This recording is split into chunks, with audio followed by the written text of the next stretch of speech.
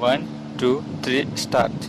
सभापति महोदय, मैं रक्षा मंत्रालय की मांगों का समर्थन करने के लिए खड़ा हुआ हूँ।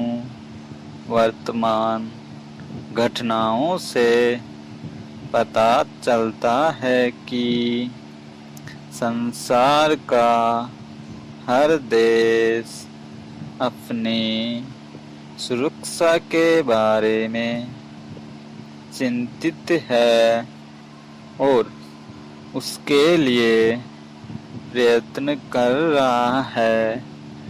इस दृष्टि से अन्य देशों की तरह हमारे देश में भी रक्षा मंत्रालय का महत्व है। मुझे इस बात की खुशी है कि जहां अन्य मंत्रालयों की उनके पिछले साल के कामों के बारे में काफी आलोचना हुई है, वहां इस मंत्रालय की कम आलोचना हुई है।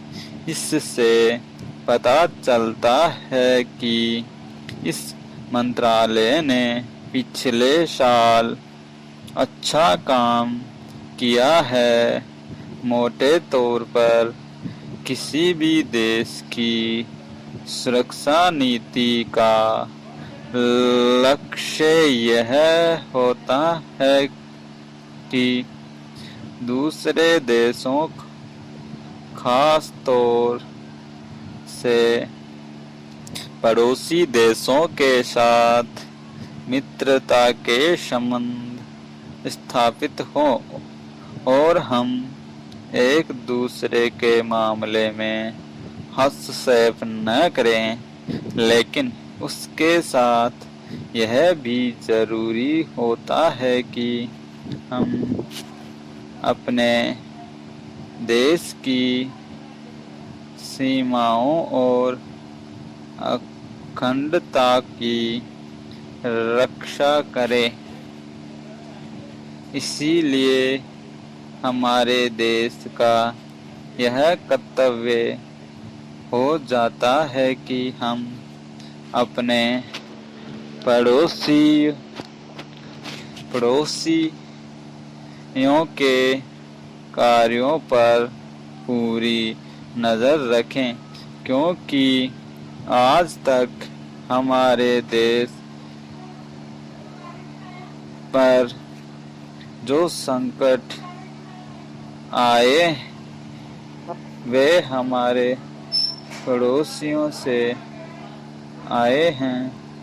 1965 में पाकिस्तान के साथ जो लड़ाई हुई और उसके बाद ताशकंद में जो समझौता हुआ वह सिर्फ कागज पर ही रहा। पाकिस्तान ने उस पर कोई अमल नहीं किया। इस दृष्टि से बहुत ज़रूरी है कि हम अपने देश की सुरक्षा की हर तरह से व्यवस्था करें।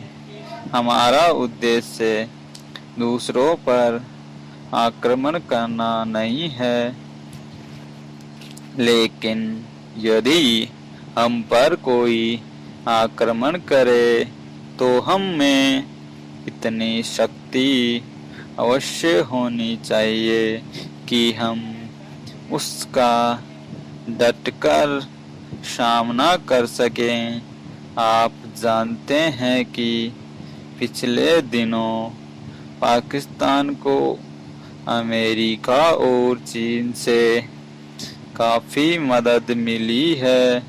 रक्षा मंत्रालय की रिपोर्ट में भी कहा गया है कि पिछले साल अमेरिका ने पाकिस्तान को 1500 करोड़ रुपयों की फौजी सहायता दी है, बढ़ाने का प्रयत्न कर रहे हैं।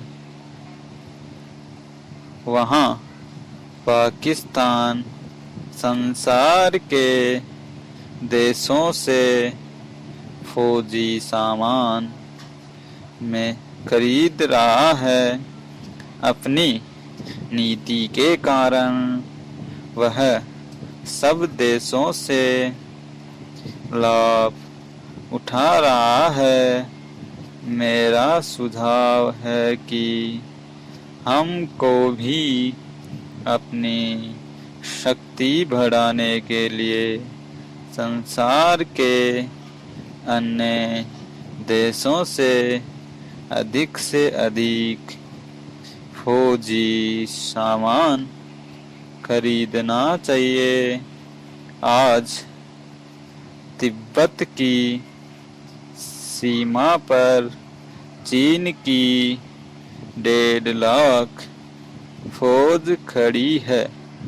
समाप्त।